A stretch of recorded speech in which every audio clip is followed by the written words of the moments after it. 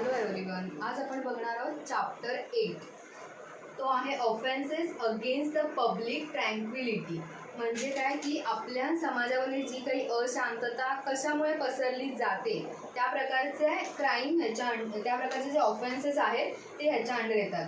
जर सेक्शन आहे section 141 to section 160. आणि जर बघितलं तर मी मराठी पण आज लिहिले आहे त्याचे शब्द. ते ह्याच्यासाठी की जनरली आपण हे मराठी शब्द वापरतो इंग्लिशपेक्षा, त्यामुळे आपल्याला डेली याच्यामधले लक्षात येईल यासाठी मी आज मराठी लिहिलेलं आहे. त्याच्यामध्ये हे 4 जे टॉपिक आहेत ते आपण ह्याच्यामध्ये बघणार आहोत. ते आहेत अनलॉफुल असेंब्ली, दॅट इज बेकायदेशीर जमाव. म्हणजे आपण जो काही एकत्र जमतो पण इलिगली जे काही आपण जमतो किंवा एखादी काहीतरी वाईट गोष्ट करण्यासाठी जेव्हा एकत्र जमतो दॅट इज अनलॉफुल असेंब्ली. नंतर काय रिओटिंग म्हणजे दंगा करणे. दंगा करणे म्हणजे त्याच्यामध्ये बेकायदेशीर जमाव जो करतो तर त्याच्यात काहीतरी म्हणजे क्रिमिनल फोर्सचा त्याच्यात वापर होतो किंवा हे एखाद्या बेकायदेशीर गोष्टीसाठी जर आपण जमलो असेल आणि त्याच्यात जर काही बेकायदेशीर गोष्ट आपण केली म्हणजे क्रिमिनल फोर्स केला, एखाद्याला मारणं हे करणं, हे जे काही केलं म्हणजे बेकायदेशीर जमाव बघणारे असतात ते बेकायदेशीर जमाव, आणि जो ॲक्च्युअल गुन्हा करणारा असतो तो दंगा करणे ह्याच्यात येतो म्हणजे रिओटिंगमध्ये येतं. नंतर आहे थर्ड आहे promoting immunity between different classes. त्याच्यामध्ये काय येतं की उगाचच शत्रुत्व आपण ओढवून घेतो ना, म्हणजे जात धर्म वर्ण भेद ह्या सगळ्या जे आपण कॉन्स्टिला आज बघितलं असणारच, तर ते कॉन्स्टिला जे बघितले की ह्याच्यामुळे जे काही आपण एखाद्यामध्ये भांडणं लावतो तर ते हा तिसरा टॉपिक आहे. आणि चौथा आहे अफरे. अफरे म्हणजे दंगल. हे तर आपल्याला माहितीच आहे की आपली जी प्रॉपर दंगल जी घडते, आपली दंगल बरेच कारणामुळे दंगली आपल्या ह्या घडलेल्या आहेत ते आपल्याला माहिती आहेत एक्झाम्पल्स. तर ते दंगल असे हे 4 टॉपिक आहेत. तर ते आपण स्टेप बाय स्टेप बघूया. सेक्शन 141 टू सेक्शन 160 असा सेक्शन आहे. ह्याला शॉर्ट नोट्सला येतात. हे एक्झाम होणार नव्हते तरी पण मी सांगून ठेवते की हे शॉर्ट नोट्सला येतात. म्हणजे हा टॉपिक एकदम इम्पॉर्टंट टॉपिक आहे. म्हणजे अनलॉफुल असेंब्ली, रिओटिंग, अफरे किंवा ह्यातला डिफरन्स विचारतात. ते तुम्हाला सांगताना तुमच्याच लक्षात येईल. पहिला एकच मी मुद्दा सांगितला इथे की ते बेकायदेशीर जमाव म्हणजे कोण, जो जमाव जमतो ते लोकांसाठी हा सेक्शन लागतो, आणि जो जमवतो किंवा ज्याच्यामुळे जमला आहे तर त्याला हा सेक्शन लागतो. दंगा करणे म्हणजे रिओटिंग हा सेक्शन लागतो. दंगल म्हणजे जी खूप मोठ्या प्रमाणात की ज्याचा कोणाचा संबंध नसतो पण सगळे मिळून जे काही दंगा करतात किंवा जे रिओटिंग होतं सगळ्यांचं मिळून जे काही दंगलीत आपल्याला माहिती आहे की जाळ पोळ सगळ्या गोष्टी होतात, तिथे कोण आहे आपल्या बाजूला काही आपण बघत नाही, आणि ती म्हणजे दंगल. तर आपण डेफिनेशन वाईज बघूया, त्याचे इन्ग्रेडियंट्स काय काय आहेत ते आपण बघूया. आणि हे सुद्धा दंगलीमध्ये सुद्धा हा घटक जो तिसरा चॅप्टर आहे हा दंगलीमध्ये सुद्धा येतो दंगल. पण ही दंगल कशामुळे लागलेली ह्या तिसऱ्या की वेगवेगळ्या प्रकारचे जे आहेत की जात धर्म वर्ण भेद हे जे काही प्रकार आहेत त्याच्यामुळे हे आहे ते तिसरं. आणि हे दंगल म्हणजे कशामुळे आपण बघूया. अनलॉफुल असेंब्ली सेक्शन 141 आहे. आता मी जे पहिलं सांगितलंय IPC शिकवताना पहिलं तुम्हाला डेफिनेशन दिली असेल, आपण तिकडे डेफिनेशन बघितले आहेत. सेकंड चॅप्टरमध्ये आपण डेफिनेशन्स बघितलेले आहेत एक्सप्लेनेशनमध्ये. पण ज्या काही स्पेशल काही टर्म्स आलेले आहेत त्याच्या डेफिनेशन काय एक्सप्लेनेशनमध्ये असतीलच असं नाही.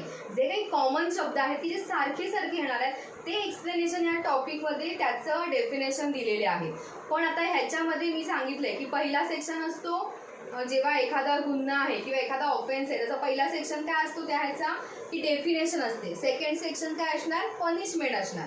आता इथे तेच आहे जे मी तुम्हाला सांगितलेलं ते सेक्शन 141 आहे अनलॉफुल असेंब्लीची डेफिनेशन की त्याचे इन्ग्रेडियंट्स आहेत तर ते आहेत. आणि सेक्शन 142 काय आहे की त्याचा मेंबर असणं, म्हणजे त्या डेफिनेशनचा अजून एक घटक की नुसती केला किंवा झाला असं नाही, त्याचा तुम्ही मेंबर होता त्याची डेफिनेशन आहे. आणि 143 काय आहे, पनिशमेंट आहे त्याची. म्हणजे आपला सेक्शन कोणता लागणार आपल्याला चार्जमध्ये 143 लागणार. पण 141 आणि 142ला काय दिलं आहे त्याचं एक्सप्लेनेशन दिलेलं आहे की ज्याची पनिशमेंट द्यायची आहे त्याचं एक्सप्लेनेशन दिलेलं आहे. तर आपण बघूया काय एक्सप्लेनेशन आहे ते. section 141, that is unlawful assembly. An assembly of 5 or more persons in designated as a unlawful assembly. आता ह्या मुख्य मुद्दा आहे की हा तुम्ही नोट डाऊन करू शकता. 5 or more person म्हणजे 5 किंवा त्याच्यापेक्षा जास्त व्यक्ती एकत्र जमलेल्या असल्या पाहिजे. हे पहिलं इन्ग्रेडियंट झालं त्यातलं. As a unlawful assembly if the common object of the persons composing that assembly is. आता त्याच्यात त्यांनी दिलंय फर्स्टली सेकंडली काय आहे ते परत एकदा वाचते. An assembly of 5 or more persons is designated an unlawful assembly if the common object of a person composing that assembly is first to overthrow by criminal force or show of criminal force the central or any state government or parliament or the legislature of any state or any public servant in the exercise of the lawful power of such public servant. Second, to resist the execution of any law of any legal process. Third आहे to commit any mischief or criminal trespass of other offense. Fourth आहे by means of criminal force or show of criminal force to any person to take or obtain possession of any property of the deprive any person of the enjoyment of right of a way or of the use of water or incorporeal right of which he is in possession or enjoyment in force. म्हणजे थोडक्यात काय fifth आणि अजून एक fifth आहे criminal force or show criminal force or compel any person or to not legally bound to do or legally entitled. म्हणजे unlawful assembly कशासाठी केली किंवा केलेली पाहिजे म्हणजे त्याचे जे इन्ग्रेडियंट्स आहेत ते ह्याच्यामध्ये दिलेले आहेत. तर सगळ्यात पहिल्यांदा काय आहे त्याच्यामध्ये की कोणतंही आपलं जे शासन आहे की जे स्टेट गव्हर्नमेंट असेल किंवा सेंट्रल गव्हर्नमेंट असेल यांनी जे काही आपल्याला पब्लिक सर्वंट त्यांच्याकडनं जे निवडून दिलेले आहेत तर त्याचा जर कोणी वापर करत असेल आणि ते वापर करताना जर त्याला आपण विरोध केला आणि त्याच्यासाठी अनलॉफुल असेंब्ली झाली असेल तर ते पहिलं आहे. दुसरं आहे एखादा आपण रेग्युलर कायदा वापरताना त्याचा जर प्रतिकार केला कोणीतरी सांगितलं पोलिसांनी की इकडनं गाड्या चालवायच्या नाही तरी पण आपण तिकडनं वन वेमधनं गाडी वगैरे घालतो. मग अशा वेळी आपण त्याचा प्रतिकार करतो की नाही आम्ही जाणारच इथनं काय करणार आहेत पोलीस असं. कारण पोलीस एकटा असतो तिथे आणि आपण 2-3 जण असतो आणि आपण त्याच्यात जबरदस्तीने गाडी घालतो वन वेमध्ये. तर ते तसं सेकंड सांगितलंय. तिसरं आहे एखादा पण ट्रेसपास वगैरे केला एखाद्या म्हणजे क्रिमिनल ट्रेसपास केला म्हणजे जबरदस्ती कुठेतरी आपण घुसलो किंवा जबरदस्ती सगळे एकदम घोळका कुठेतरी गेलो कोणाची तरी जमिनीत किंवा काय तर ते तिसरं सांगितलंय. चौथं काय सांगितलंय एखाद्याच्या कब्जातली मालमत्ता आपण जर काढून घेतली म्हणजे पोझेशन ऑफ एनी प्रॉपर्टी म्हणजे to take possession of any property म्हणजे कुणाच्या तरी कब्जातनं आपण प्रॉपर्टी घेतली म्हणजे काय थोडं प्रॉपर्टी म्हणजे काही जमीन जुमला असं नाही की any type of property that is पैसे असतील कुणाची काहीतरी त्याच्या देखतच आपण काहीतरी गाडी सोडून देतोय किंवा काहीही करतोय अशा प्रकारचं ते चौथ्या ह्याच्यात सांगितलंय. पाचव्यात काय सांगितलंय की सेम प्रकारची जी कृती आहे म्हणजे क्रिमिनल फोर्स वापरून जर कोणी एखाद्याला म्हणजे जो लिगली काहीतरी करतोय आणि त्याला त्याच्यापासून जर आपण प्रवृत्त केलं तर ती गोष्ट त्यांनी पाचव्यामध्ये सांगितली आहे. तर त्यांनी एक एक्सप्लेनेशन दिलंय ते असं की an assembly which was not unlawful when it is assembled any subsequently become an unlawful assembly. म्हणजे जो काही जमाव आहे की तो जमला असता त्यावेळेस बेकायदेशीर नव्हता तो मागाहून बेकायदेशीर जमाव होऊ शकतो. म्हणजे त्यावेळी जर काय तो बेकायदेशीर नव्हता चांगल्या गोष्टीसाठी जमला होता पण नंतर जर ते आढळून आलं आणि म्हणजे त्यानंतर जर काही त्यामुळे तो का जमला त्याच्यासाठी परत जर कोणी काही बेकायदेशीर जमवला तर तो दुसरा जेव्हा जमाव घडतो तर तो बेकायदेशीर होतो. मला लक्षात म्हणजे आपण ॲक्सिडेंट झाला म्हणून ते बघण्यासाठी जमतो पण मग तेव्हा काय पोलीस तो बेकायदेशीर जमाव धरत नाही पण कळलं की ह्यातल्याच कोणीतरी केला होता म्हणून परत ते कोण आहे बघायला किंवा त्याला कसं उचलतात किंवा काय करतायत ते बघायला परत जर बेकायदेशीररित्या काही न करता तुम्ही तसेच उभं राहिला तर तुम्ही त्या अनलॉफुल असेंब्लीमध्ये मोडले जाता. आता 42 मध्ये काय दिलंय बीइंग मेंबर म्हणजे 142 सेक्शनला दिलंय being member of unlawful assembly म्हणजे तुम्ही जर त्या त्याचे जर मेंबर असाल की त्या अनलॉफुल असेंब्लीमध्ये तुम्ही स्वतः देखील असाल तर त्याला म्हणजे मेंबर असतात त्या अनलॉफुल असेंब्लीचे, तर तिथे त्याला पनिशमेंट आहे. आणि आता 143 आहे, सेम ऑफेन्सला पनिशमेंट सांगितलेली आहे. ती आहे 6 महिन्यापर्यंतची शिक्षा आहे विथ फाईन ऑर फाईन, म्हणजे एकतर फाईन आणि हे किंवा फाईन असं त्याच्यामध्ये पनिशमेंट सांगितलं. म्हणजे एक तर 6 extend to 6 month or with fine or with both असं शिक्षा सांगितलेली आहे. असं हे 143 सेक्शन आहे. आणि ते एनी मॅजिस्ट्रेट पुढे त्याची ट्रायल होऊ शकते, tribal by any magistrate. Okay. आता 144 सेक्शन जो आहे तो आहे joining unlawful assembly arm with deadly weapon. आता सेम आहे, जो आपण 143ला शिक्षा ज्याला बघितली तोच 144 म्हणजे 141ला आपण अनलॉफुल असेंब्ली बघितलं. आता unlawful assembly with deadly weapon म्हणजे जर तुम्ही एखादे शस्त्रास्त्र घेऊन जर त्याचे भाग बनला तर त्यामध्ये तुम्हाला पनिशमेंट सांगितलेली आहे. नंतर 145 सेक्शन बघूया. Joining or continuing in unlawful assembly knowing it has been commanded to disappear.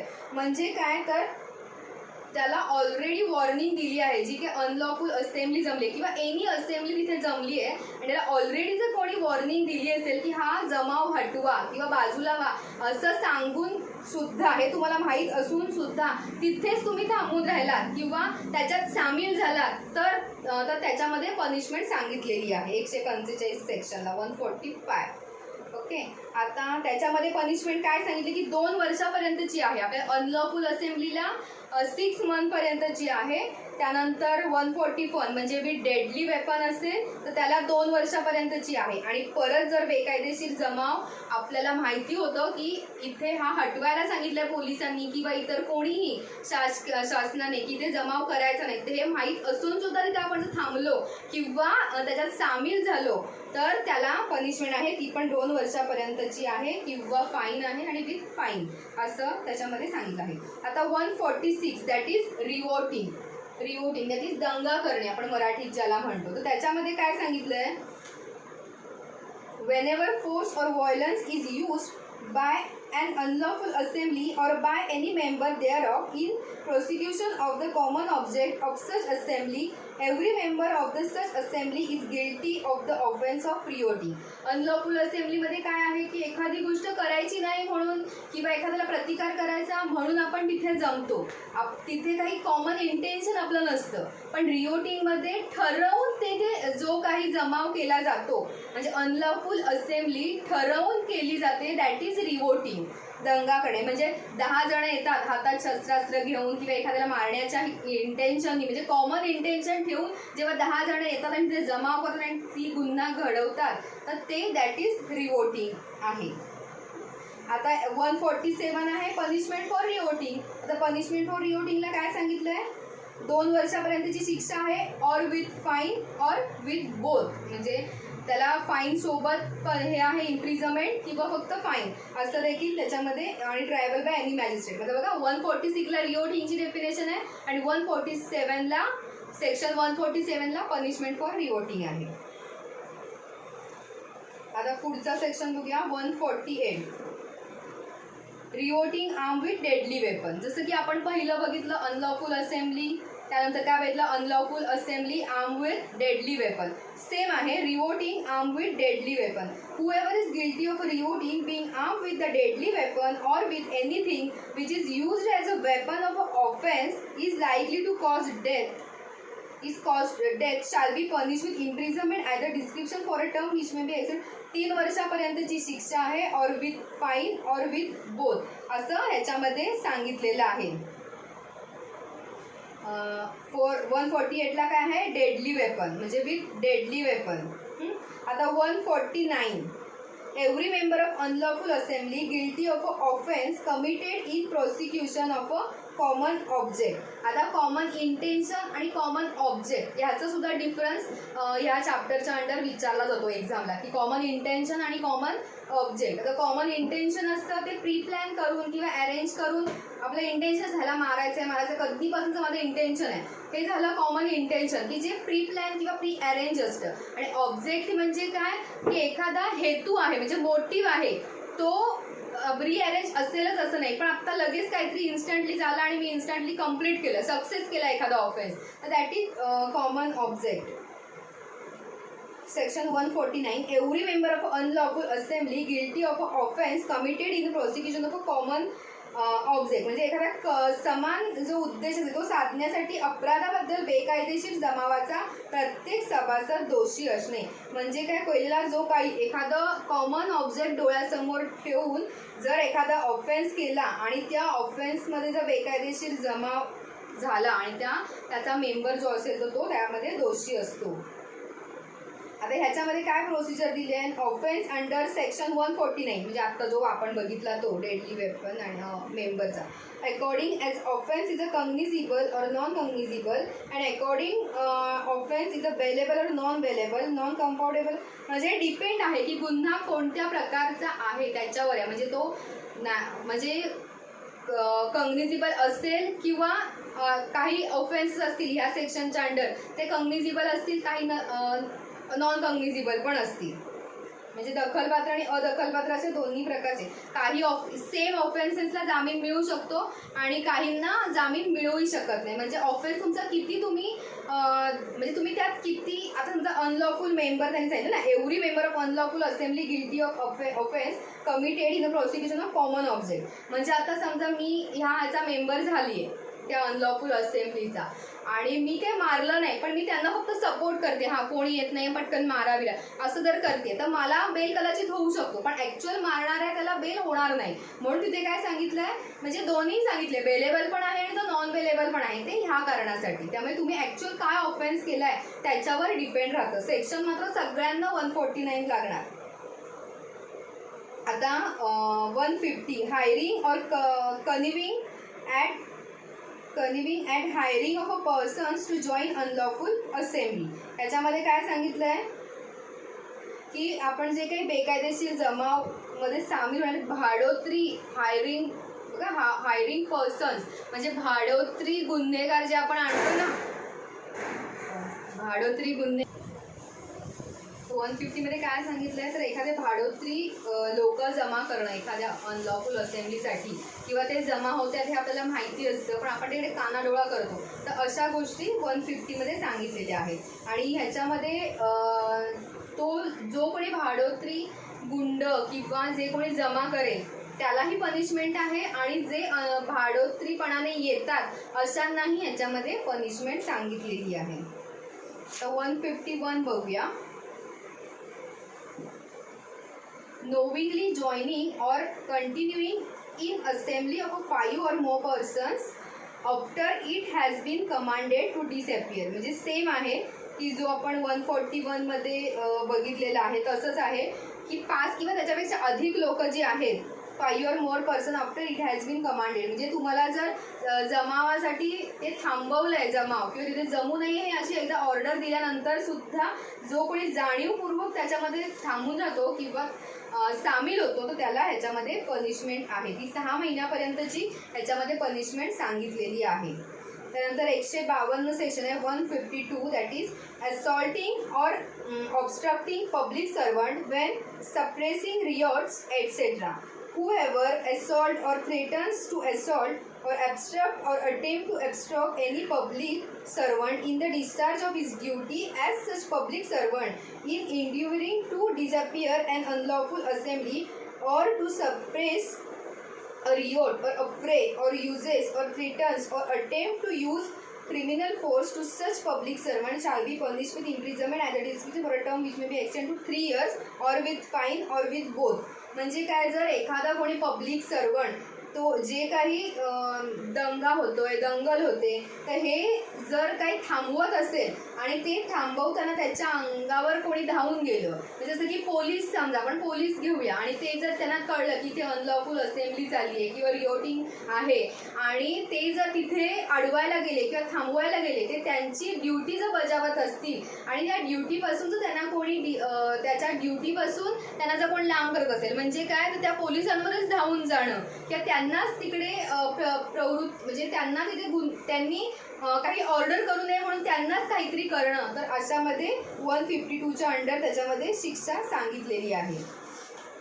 आता section 153 that is wantonly giving provocation with intent to cause revolt if revolting be committed if not committed. म्हणजे काय तर रिवोटिंग घडवून आणण्याकरिता जर कोणी abate करत असेल त्यांना की ते घडवण्यासाठी म्हणजे रिवोटिंग होण्यासाठी कोणी जर अबेट करत असेल तर त्याला शिक्षा आहे. मग ते रिवोटिंग घडलं तरी सुद्धा शिक्षा आहे आणि जरी नाही रिवोटिंग झालं तरी सुद्धा ह्याच्यामध्ये शिक्षा सांगितलेली आहे. कारण ते अबेट करतायत त्यांना की तुम्ही घडवा किंवा करा, ही कृती करा. म्हणजे रिवोटिंग करण्यासाठी जर कोणी एखाद्याला प्रवृत्त करत असेल तर त्याला सुद्धा आणि म्हणजे ते रिवोटिंग झालं किंवा नाही झालं तरी सुद्धा तो प्रवृत्त करतोय त्या लोकांना, म्हणून त्याच्यामध्ये 153च्या अंडर ह्याच्यामध्ये शिक्षा सांगितलेली आहे. जर रिवोटिंग झालं तर 1 वर्षापर्यंतची शिक्षा सांगितलेली आहे आणि जर रिवोटिंग नाही झालं तर त्याला 6 महिन्यापर्यंतची शिक्षा आहे.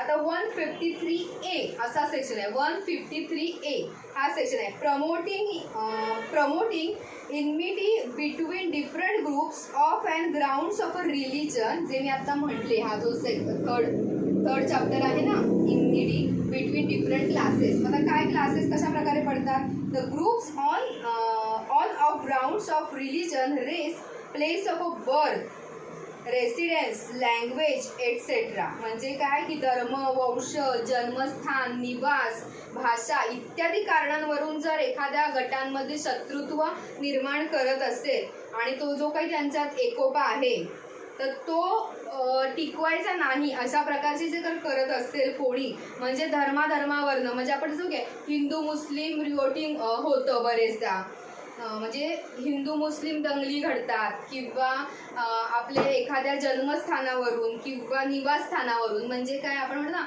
कोकण घाटावरचे, विदर्भ, मराठवाडा, हे असे जे काही लोकांच्यात भांडणं होतात, म्हणजे बॉर्डरची गावं आहेत त्यांच्यात भांडणं होतात किंवा आम्हाला एक वेगळं राज्य करायचं आहे म्हणून त्याच्यात दंगल घडवून आणायची, भांडणं घडवून आणायची, अशा वेगवेगळ्या कारणावरून किंवा एखादं जन्मस्थान किंवा निवासस्थान, म्हणजे जसं की देऊळं वगैरे ह्याच्यावरनं इथे आमचं देऊळ होतं, इथे आमची मशीद होती किंवा आणि काही होतं, अशा प्रकारे जर कोणी दंगल घडवून आणत असेल तर त्याला ह्याच्यामध्ये पनिशमेंट सांगितलेली आहे. ती किती आहे? 3 वर्षापर्यंतची पनिशमेंट याच्यामध्ये सांगितलेली आहे. आता ह्याच्यामध्ये त्यांनी वेगवेगळे प्रकार दिलेत, म्हणजे बाय वर्ड्स असेल किंवा एखादा ॲक्ट की जो, म्हणजे ह्यातले प्रत्येकाचं एक्सप्लेनेशन ह्या सेक्शनमध्ये दिलेलं आहे. थोडक्यात आता मी सेक्शन वाचतो तर तुम्हाला ते नाहीच कळणार वाचलं तर, म्हणून मी एक्सप्लेनेशन डिरेक्टली देते. आता सगळ्यात बेस्ट एक्झाम्पल आहे 153A ह्या सेक्शनचे सगळ्यात बेस्ट एक्झाम्पल कोणतं? आपली बाबरी मशीद केस. बाबरी मशीदची जी काही केस आहे, म्हणजे राम जन्मभूमी, जन्मस्थानावरून जे आपण मी ह्याच्यात सेक्शनमध्ये आलाय शब्द, तर राम जन्मभूमीची जी काही आणि बाबरी मशीदची जी काही केस आहे ती केस तुम्हाला येते लिहायला. म्हणजे LLMला सुद्धा बाबरी मशीद केस असा हा क्वेश्चनच असतो, त्यात सगळे इन्ग्रेडियंट्स आणि सगळं जजमेंट पूर्ण ती लिहावी लागते. तर सेम ॲज ह्या 153A याच्यामध्ये, म्हणजे हा जो आहे याच्यामध्ये लक्षात ठेवायचे बाबरी मशीद केस किंवा राम जन्मभूमी केस जी आहे तर त्याला 153A हा सेक्शन लागलेला आहे. तर तो तुम्ही आपण लक्षात ठेवायचा आहे सगळ्यात, म्हणजे तुमच्या जास्त पटकन 153A सेक्शन लक्षात राहील. आता 153AA म्हणजे डबल A असा सेक्शन आहे. 153A बघितला बाबरी मशीदचा, आता 153AA असा सेक्शन आहे. That is punishment for knowingly carrying arms in any possession of or organizing or holding or taking part in any mass drill or mass training with arms. म्हणजे जाणून बुजून जर कोणत्या आपण मिरवणुकीमध्ये जाणीवपूर्वक शस्त्रास्त्र नेली किंवा असं सशस्त्र एखाद्या मिरवणुकीत आपण घुसलो आणि त्याच्यात किंवा एखाद्या सामूहिक कवायत, म्हणजे तिथे ना मास ड्रिल और मास ट्रेनिंग किंवा सामूहिक प्रशिक्षण जेव्हा एखादं घडत असेल आणि त्याच्यात जर आपण शस्त्रास्त्र घेऊन घुसलो किंवा त्याच्यासोबत आपण शस्त्रास्त्र घेऊन जर चालत असू तर ह्याच्यामध्ये त्याला पनिशमेंट सांगितलेली आहे. तर त्याच्यात 6 महिन्यापर्यंतची सांगितली आहे आणि 2000 पर्यंतचा दंड सांगितलेला आहे. आता ह्याच्यामध्ये बघा ह्या सेक्शनमध्ये आर्म आलंय, तर आर्म्सची डेफिनेशन त्याच्यात दिली आहे. Arm means articles of any description designated or adapted weapons of offense defense include firearms, sharp edges weapons, lathis, dandas and stick म्हणजे काय एनी आर्म, म्हणजे आर्म म्हणजे असं कोणते आपले आर्म ॲक्ट खाली येणारे आर्म असं नाही. तुम्ही काठ्या घेतल्या, दंडुका घेतलात, कोणत्याही डेडली वेपन्स, चाकू, कोणत्याही गोष्टी घेतल्या तरी ह्याच्यामध्ये ह्या शस्त्राच्या डेफिनेशनमध्ये हे येतं. अदरवाईज शस्त्र म्हणजे आपण बॉम्ब गोळा किंवा ह्याची मोठमोठी बंदूक, हेच आपण शस्त्र आपण इतर वेळी म्हटलंय. पण ह्याच्यात शस्त्र हा शब्द काय म्हणून आलाय, तुम्ही काठी घेतली तरी सुद्धा ते शस्त्र म्हणूनच आहे असं 153AA सांगतोय. म्हणून खाली वेगळी शस्त्राची डेफिनेशन दिलेली आहे. आता दुसरं आहे 153B, imputations, assertion prejudicial to national integration, that is राष्ट्रीय एकात्मता, आपली नॅशनल इंटिग्रेशन सगळ्यांना माहिती आहे. आणि ह्याला जर बाधक असे एखादा कोणी आरोप करत असेल किंवा निवेदन देत असेल तर त्याच्यामध्ये ह्याला पनिशमेंट सांगितलेली आहे. आपल्याला माहिती आहे की आपण बरेचदा देशाच्या विरोधात जर कोणी काही करत असेल किंवा एखादं, आता आपल्याला कळतंय की आपल्या इथे भारत कसा आहे, सगळे जाती धर्म भारतामध्ये आहेत, प्रत्येक ठिकाणच्या भाषा वेगळ्या आहेत, म्हणजे विविधता आहे आपल्यामध्ये, बरीचशी विविधता आहे. आणि या विविधतेला जर कोणी काही धक्का पोचवत असेल किंवा कोणीतरी परकी आला आणि सांगितलं की अरे भारतात असं असं आहे, किंवा एखादा दुसऱ्या राज्यातला राष्ट्रात म्हणजे दुसऱ्या देशातला लोक येऊन जर इथे काही भांडणं करत असतील किंवा आपलीच लोक याच्यामध्ये जर काही भांडणं घडवत असतील, म्हणजे एकात्मता जी शांतता आहे, ती राष्ट्रीय शांतता जी आहे ती जर त्याला जर कोणी धक्का पोचवत असेल तर त्याच्यामध्ये याला शिक्षा सांगितलेली आहे. तर पुढचा सेक्शन आहे 154, that is owner or occupier of a land on which an unlawful assembly is held. म्हणजे ह्याचा जो कोणी जमाव करतोय, बेकायदेशीर अनलॉफुल असेंब्ली जो कोणी करतोय ज्या जागेमध्ये, त्याचा त्या जागेचा जो काही जमीन मालक आहे त्याची ह्याच्यात काय रिस्पॉन्सिबिलिटी आहे ती या सेक्शनमध्ये दिलेली आहे. जर म्हणजे काय त्याची रिस्पॉन्सिबिलिटी असणार आहे, तर त्या जो कोणी जागा मालक आहे की ज्याच्या जागेमध्ये ही दंगल घडतीये किंवा एखाद्या देवळाच्या संदर्भात असेल, मस्जिद, तिथे जी काही दंगल घडते तर त्या जागा मालकाची काय रिस्पॉन्सिबिलिटी असणार, पहिल्यांदा की त्याने ही गोष्ट लपवून न ठेवता किंवा घाबरून न जाता पोलिसांना किंवा एखादे आपले प्रशासकीय अधिकारी आहेत तर त्यांना जाऊन ही गोष्ट पहिली इन्क्वायरी तिकडे त्यांना त्यांची माहिती पुरवायची आहे. म्हणजे फोन करू शकतो आपण किंवा लगेच त्यांना इन्फॉर्मेशन द्यायची या गोष्टीची, ही त्यांची जबाबदारी आहे. आता 55 पण सेम आहे, liability of a person for whose benefit rewards is committed, म्हणजे ज्या व्यक्तीसाठी हा जो दंगा घडवून आणलेला असेल त्या इस्माची शिक्षा पात्रता ह्याच्यामध्ये सांगितलेली आहे.